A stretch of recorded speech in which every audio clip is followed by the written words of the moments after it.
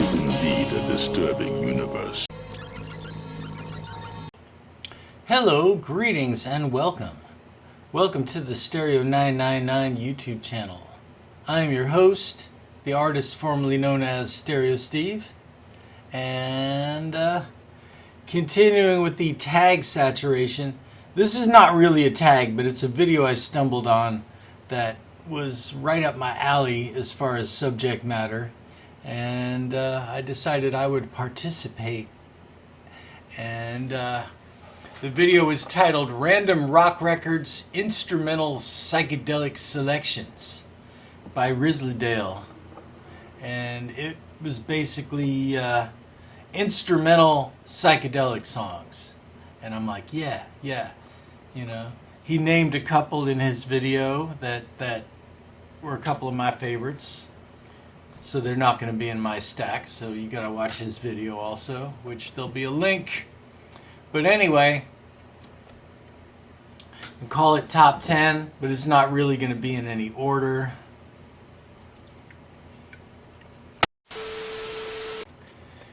This record is Cellophane Symphony by Tommy James and the Shondells.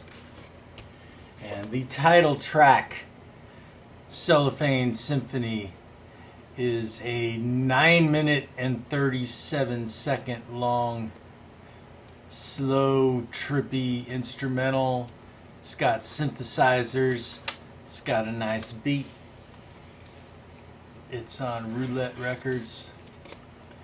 And it's a good one. So yeah, don't snooze on this. Cellophane Symphony. Alright. Next one I'm going to show you. This is the Animated Egg, which was one of many Jerry Cole sessions. Jerry Cole was kind of the Jimmy Page of exploitation records. That played on a lot of surf records, you know, did a lot of Wrecking Crew sessions, a lot of stuff for Crown label, a lot of Hot Rod and Biker records. But this record, the Animated Egg, he kind of leans into some psychedelic territory. And the track Sock It My Way, which I guess was supposed to be Sock It To Me, but Sock It My Way is just epic with the fuzz guitar. This band is called Beast. They made 2 albums, one for the Evolution label and one for the Cotillion label. This is the Cotillion, and the song I want to point you towards is Strange Places Like Santo Domingo. And it is a psychedelic instrumental, maybe about 6 minutes long. It's got sitars and flutes, and it has a really nice atmospheric, like Psych meets Exotica kind of feel. And yeah, this is a pretty groovy band, Beast. Beast was the band Robert Yeasel was in before he joined Sugarloaf, who, you know, you'd know Sugarloaf from their hit song Green Eyed Lady. That was on their first album. They got a little bit proggy on this second album, Spaceship Earth. The guy Bob from the band Beast joined, and they became a 5-piece. And the first song on this, the title track, Spaceship Earth, is the next psychedelic instrumental. It starts out with some crazy backwards piano, and then it gets into some kind of proggy time signatures. And that is number 4 on my list of 10 instrumental psychedelic songs. Number 5, this is another record I've talked about a bunch, I think. I know I've talked about it at least one time before. This is Joyride, and I've seen people show this and considered the name of the band Joyride. The band is called Friend Sound, And this was a project made by former members of Paul Revere and the Raiders. Just doing a kind of a free-form, freak-out, experimental acid rock record. And this is just pretty trippy all the way through. A lot of it's just really abstract kind of jamming and experimental. But the third track on the first side, Love Sketch, is a really nice, it's almost like something from a movie soundtrack. And that is the next psychedelic instrumental song that I want to showcase, highlight on this video. Another record you've heard me talk about a bunch before, Apple Tree Theater, Playback. One of the first concept albums, maybe, came out in '67, and it was masterminded by the two brothers, John and Terrence Boylan, who went on to do a lot of stuff later on in the '70s and '80s. And there's a track on the second side called Lotus Flower. That's just a groovy, guitar-driven psychedelic instrumental, except that at various places throughout the song, they flip the tape and the song becomes backwards. So it goes back and forth between backwards and forwards. And it's trippy. Lotus Flower.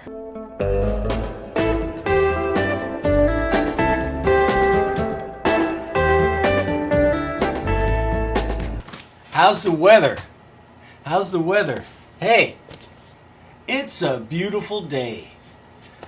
Another, like I talked about Sons of Champlin before. Another hippie San Francisco band.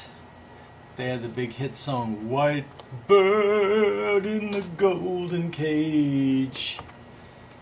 But on the second side is the psychedelic instrumental song that I'll be drawing your attention towards, called Bombay Calling, with the violins and everything. And you can hear how Deep Purple was inspired by this song, Bombay Calling, to create Child in Time. I guess that's number 7. Okay. So the last three are going to be a little more basic, just easier to find, stuff you've heard of if you've never heard any of that stuff. Pink Floyd Relics.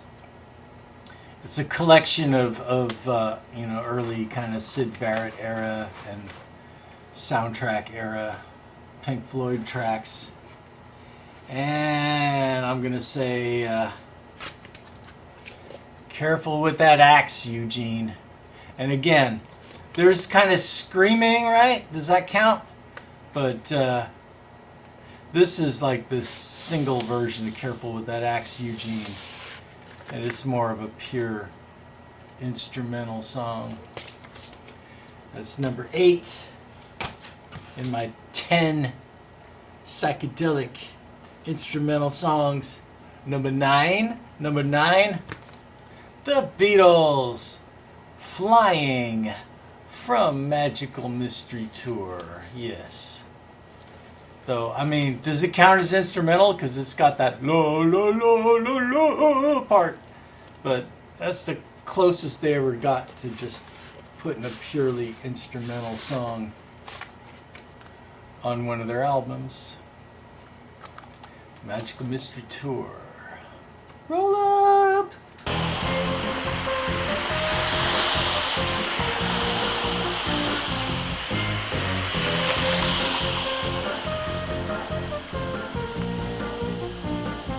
Last but not least, number 10 on this list, from the Rainbow Bridge soundtrack by Jimi Hendrix. And if you ever go to see this movie, just be forewarned that he doesn't show up until about an hour into the movie. It's a movie about these hippie surfers in Hawaii. And then Jimmy shows up and plays a concert. But Gap, instrumental track called Gap, and it's got a really catchy riff and just some beautiful playing, and it's one I was kind of obsessed with for a while. Alright, so that's my 10 instrumental psychedelic songs, and got some more stuff coming up, so stick around.